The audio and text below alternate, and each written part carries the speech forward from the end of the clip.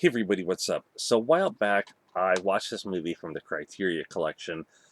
This is supposed to be from the Kurosawa collection, and the thing I don't get is like almost everything is in Japanese, minus like the bottom where they list Tuzu in it. But it does have an English menu. So I saw this. I got it from Netflix, and this really interesting movie that's based off of a short story called In a Grove. Which is about this guy finds the dead body of a samurai, and they basically follow the same format. And he has to go to the royal court, verify, yes, I found the body, and then there's a priest who's along with him. And he goes, yeah, I saw this samurai and his wife alive. And so the way the movie starts out is the priest and the other guy are sitting in this ruined temple, which the name of the movie actually is kind of, there's another short story where this guy is in a ruined temple waiting for the rain to pass. So it's kind of like a little bit of a mix of elements. And a little bit later, like about 5 minutes or so, this other dude shows up and he sees the guy who found the body talking to himself. It turns out he went to cut wood for his family or to sell. I'm trying to remember which. It's been a while. But they don't specify really in the book, the short story either, exactly what he was.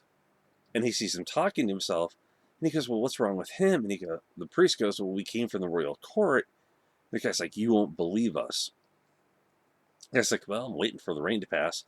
So the story goes that the wood that they're,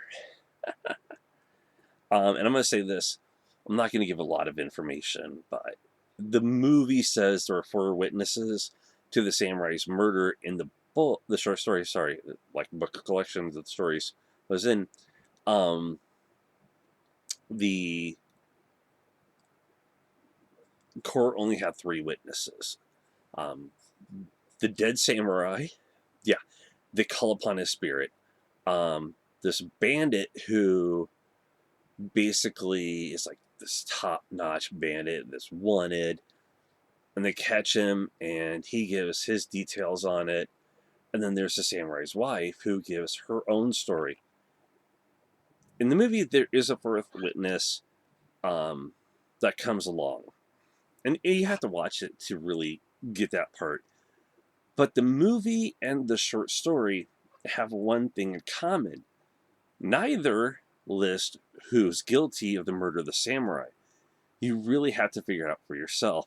And it's kind of like open interpretation, which I think is great. The idea of the 4th witness, it was kind of iffy on it, but it kind of works. It's very well done. There is like there are a couple of sword fights in there between the samurai and the bandit, and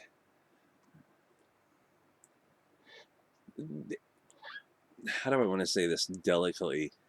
Um, the bandit possibly took advantage of the samurai's wife, non-consensual, and they kind of hint at it in the movie, but I'm not going to say the word because I don't know, like, if YouTube, like, monitoring could catch it. Um, I know, like, other sites, like, if you mention the word, even, like, spell it out, like, it blocks it. It won't even hear it. So, yeah. Um, I love how they capture the bandit. That's a funny scene. But it's a really interesting movie because I wasn't expecting to actually like this. And the reason I wanted to pick it up is because I want to watch it again. See if there's anything I missed. The story was written about I said in the 20s. The author was really well known for writing a lot of short stories, and unfortunately, he passed away at a young age from suicide. He had family members that were plagued with mental illness, and he had some great stuff. He'd write like from previous time for eras and up to like modern times, and they're really good. But In a Grove really struck me as this interesting concept because it's like you watch them communicating with the spirit of the dead samurai. I'm like, this is kind of weird and kind of questionable because it's almost like a mixture of the witness testimony from the wife and the bandit, but with changes. And so that makes it questionable as well. But there's kind of like differences between the story and the movie. So if you read the story and then watch the movie, you'll understand what's going on.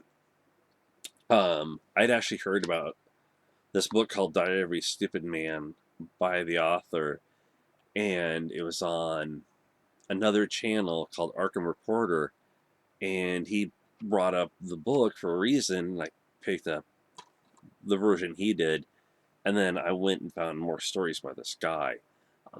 You can find different collections on Barnes and Nobles. I'll look up the name of the author and I'll put in the description below. He wrote a lot of great stuff, and In a Grove, I think, was one of the best ones.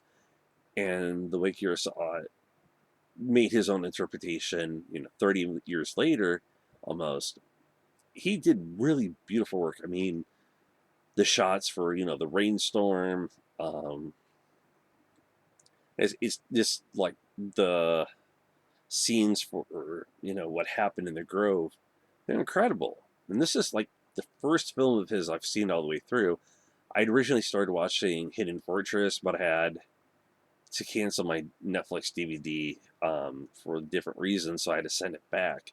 And it's one of the ones that I can find a good price copy. I will buy it so I can watch it because it is interesting looking.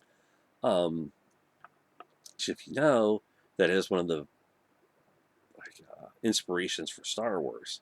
Lucas liked the movie and he wanted to use it that way. So I would recommend it if you like older black and white films with kind of like a mixture of kind of like drama, a little bit of mystery in it, and great sword fighting.